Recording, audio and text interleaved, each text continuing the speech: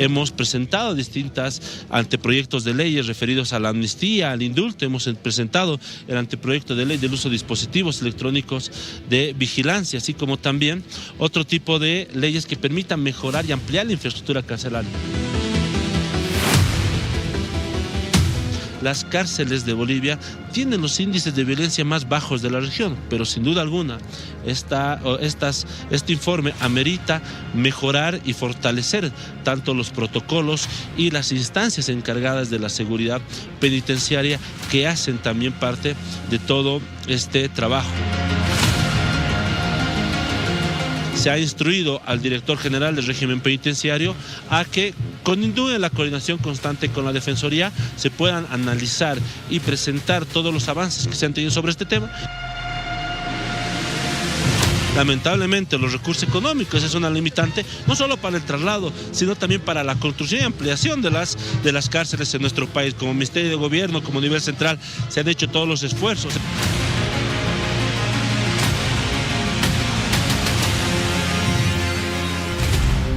Es importante que repasemos los siguientes datos que ha brindado en parte de su informe la Defensoría del Pueblo. Por favor, vamos viendo estos datos que son relevantes. Miriam, cárceles en riesgo, problemática identificada, sobrepoblación, hacinamiento, abuso de la detención preventiva. Exactamente, estamos viendo cárceles en riesgo. Atención con el siguiente cuadro, por favor. Crecimiento de la población penitenciaria. Mira, el 2021 eran 18.703 a nivel nacional. 2023, 28.838. Y este año, 2025, ya son 33.058 personas privadas de libertad. Mayor hacinamiento. San Pablo de Quillacollo, esto en Cochabamba, que tiene un 513% de hacinamiento. Arani en Cochabamba tiene 412% de hacinamiento. Y Buenavista en Santa Cruz, 390%. A ver, otras deficiencias, debilitamiento de la seguridad penitenciaria. Deficiencia en salud y alimentación. Débil infraestructura, porque claro, queda todo chiquito, claro, pequeño.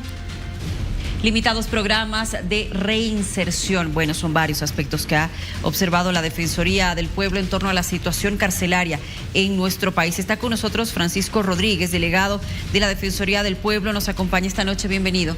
Muchas gracias, Luciana. Me preocupa muchísimo los datos que estamos repasando. Entre el de 2020 y 2025, una población penitenciaria que ha subido de 17.000 a 33.000 y un 56% que son detenidos preventivos.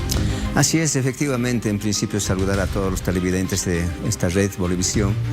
Y bueno, lamentablemente es una situación carcelaria en la que el defensor del pueblo, el doctor Pedro Francisco Callisaya, desde el primer momento que hemos tomado conocimiento de estos hechos de hacinamiento, hemos ido visitando constantemente a los diferentes penales, nosotros como Defensoría del Pueblo y Mecanismo Nacional de Prevención de la Tortura. Entonces, en esa línea, evidentemente, hemos detectado de que hay varios problemas, ¿no? Entre ellos el hacinamiento, el tema de las detenciones preventivas, que en su mayoría son, lamentablemente, las personas afectadas son los jóvenes entre los 18 y los 28 años. Entonces, en esa línea consideramos de que es necesario lanzar esta alerta para que las entidades competentes puedan asumir acciones, porque nosotros como Defensoría del Pueblo, de acuerdo a esta alerta, hemos podido detectar, sí, de que existen riesgos, incluso en el tema del hacinamiento, del acceso a la salud, del acceso a una fuente laboral, incluso al tema de la reinserción, como lo establece también la ley. Entonces, en esa línea, evidentemente es una preocupación para la Defensoría del Pueblo, porque incluso ahora estamos con el tema de la falta de pago de los prediarios, sí, porque ustedes entenderán de que el año 2021 estábamos con 17.000 privados de libertad y a julio, este informe es hasta el 31 de julio de este año, ya tenemos más de 33.050. Casi se ha duplicado más o menos, ¿no? Si nosotros hacemos números. Y eso es una preocupación grande. No, señor Rodríguez, a ver, tomando en cuenta estos números, con hacinamientos de más del 500%, de hacinamiento, 400, no tenemos los datos de Palmasola, pero también está por la misma situación, el penal de San Pedro también, en la ciudad de La Paz, pero al margen de que los lugares, infraestructura quede muy chiquito, se están peleando ya por la atención médica, se están peleando por tener alimentación y por todo aquello. Aquello puede generar un problema de inseguridad dentro de las cárceles. Así es, efectivamente, ese es el otro riesgo, ¿no? Porque hay espacios reducidos, hay espacios en los que no pueden caber más de 3, 4 personas, entonces eso obviamente genera un riesgo, y por eso es que también incluso hemos tenido muertes de personas privadas de libertad al interior de estos penales, ¿no?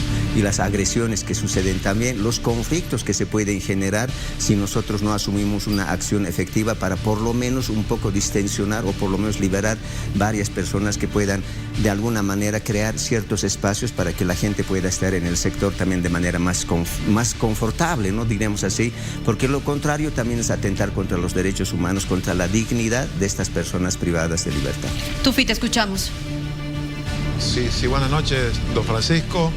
Ciertamente son muchas las urgencias que tienen los privados de libertad, pero ¿cuáles son las más puntualmente prioritarias en este momento? Hablamos de salud, hablamos de alimentación, hablamos de las propias instalaciones. ¿Cuál sería el punto más importante a atender en este momento? Bueno, Tufi, buenas noches. Sí, efectivamente es importante considerar de que hay que tomar en cuenta el tema del hacinamiento como principal problema. El otro tema es la falta de acceso a la atención de salud, por un lado, porque tenemos muy pocos médicos para la cantidad de privados de libertad.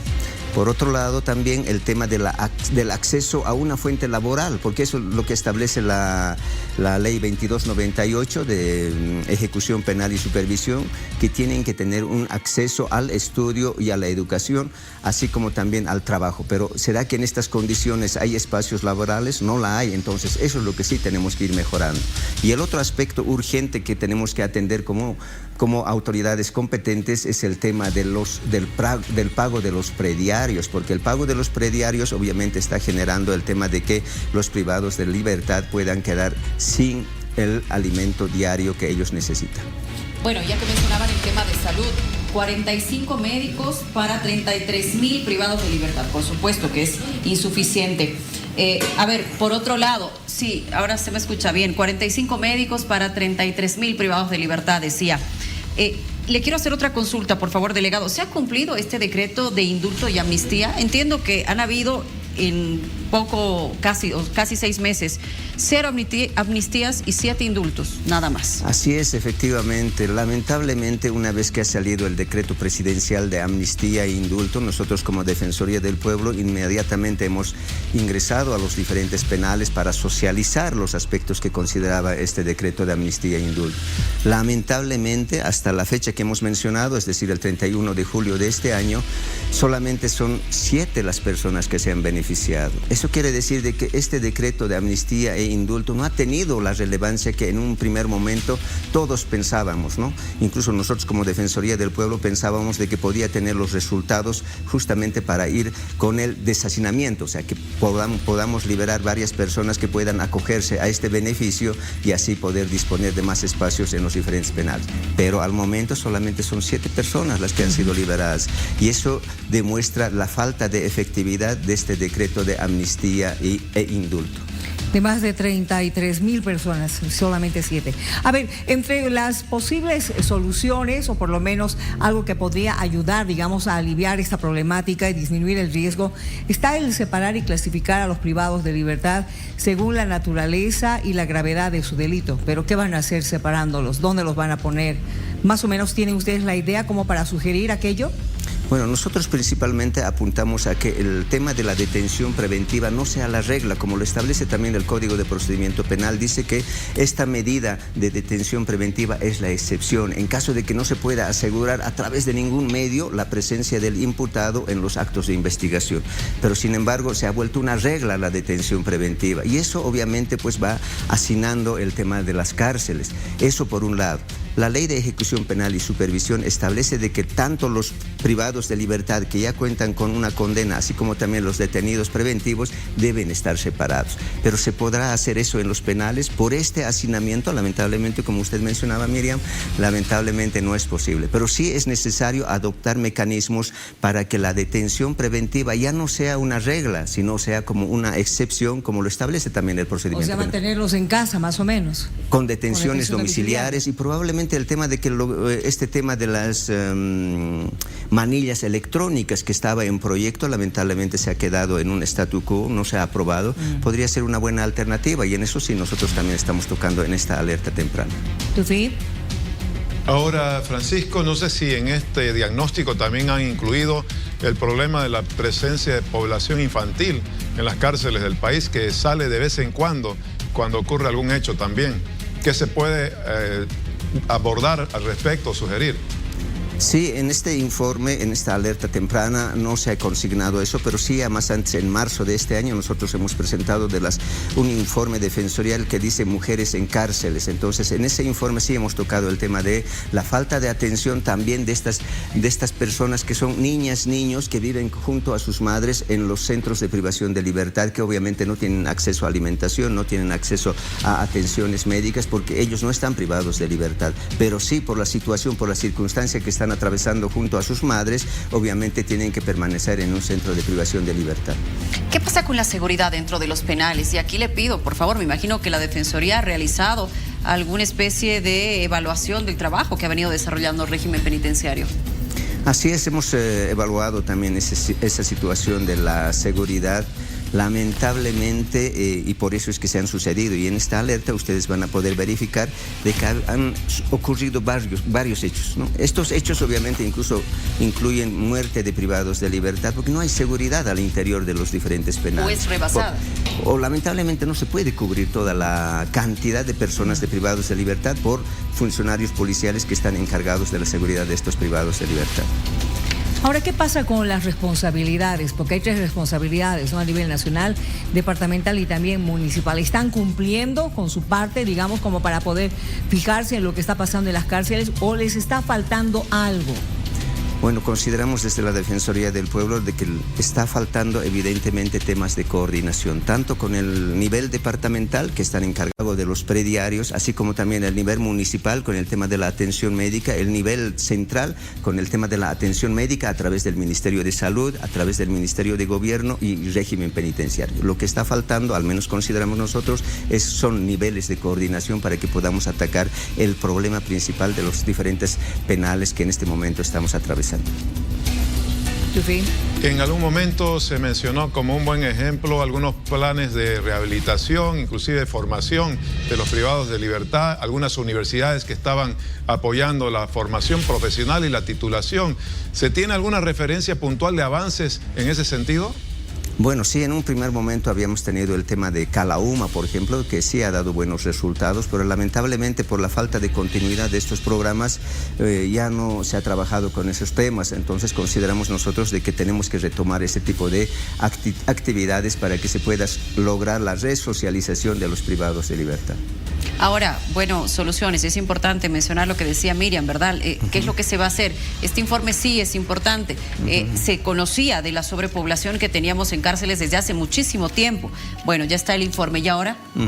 Bueno, en todo caso, como nosotros, como entidad responsable, estamos vamos a notificar a las entidades competentes para que puedan asumir las acciones que correspondan y trabajar en esta línea de liberar a todas estas personas que están en este momento con detenciones preventivas, si bien tienen que asumir una responsabilidad penal, pero ya que concluyan sus procesos penales con sentencias condenatorias y ejecutoriados, y si no, conforme a lo que establece el instructivo que ha venido desde el Tribunal Supremo de Justicia, con el instructivo 19 se pueda nuevamente revisar el tema de las detenciones preventivas y si corresponde se pueda otorgar una libertad, probablemente con detenciones domiciliarias o probablemente alguna otra medida sustitutiva que pueda garantizar la presencia de los imputados en los actos investigativos y del proceso. Quiero presentarles una nota en la cual hemos tratado de hacer un contexto sobre la problemática carcelaria que tenemos en Bolivia.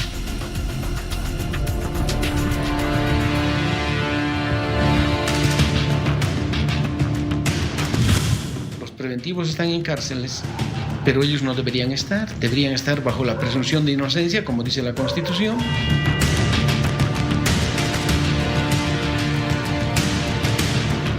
Que uno de los gravísimos problemas con los que tropezamos en Bolivia es justamente el problema carcelario. ¿Qué se ve?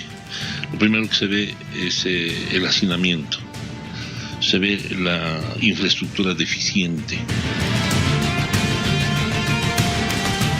Y aunque la norma dice claramente que nadie puede estar privado de libertad en una etapa preparatoria que dura 6 meses, hay detenidos preventivos por mucho más tiempo, 9, 10 meses, años, inclusive, aún pese a existir instrucciones de la presidencia del Tribunal Supremo de Justicia de que se revisen estos casos.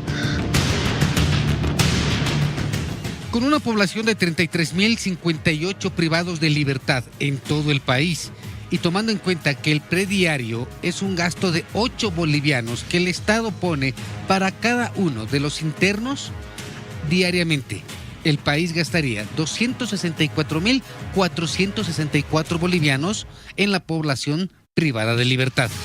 ¿Qué quiere decir? Que si multiplicamos 264.464 bolivianos por 365 los días de un año, tendríamos un total de 96.529.360 bolivianos, costo que estaría pagando el Estado por el total de los privados de libertad anualmente. De acuerdo a datos oficiales, 32.035 personas están privadas de libertad en lo que va este año. Eso significa el 86% más de lo que se registraba hace 5 años atrás, el 2020, donde se tenía el registro de 17.025 personas en las cárceles de Bolivia.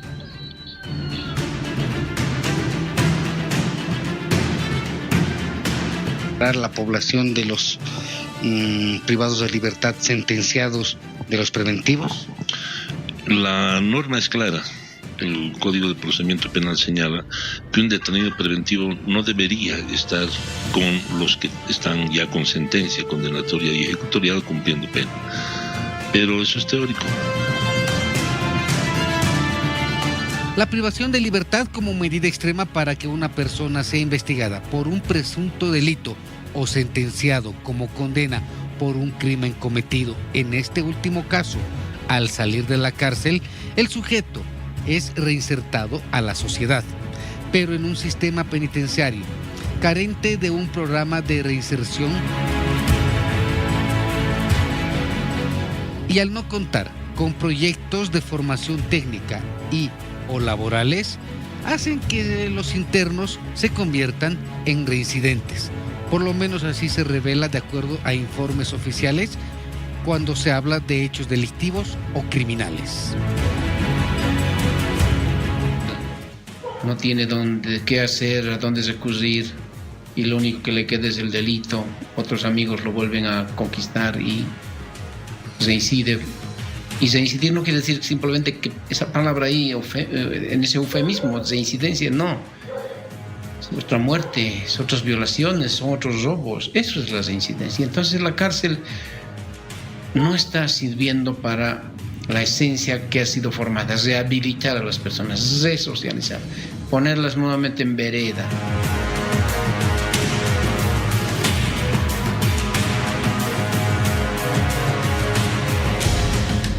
Don Francisco, ahora, ¿cuál sería la posible solución? Es decir, construir nuevas cárceles, que en algún momento se había dicho, pues será realmente una solución.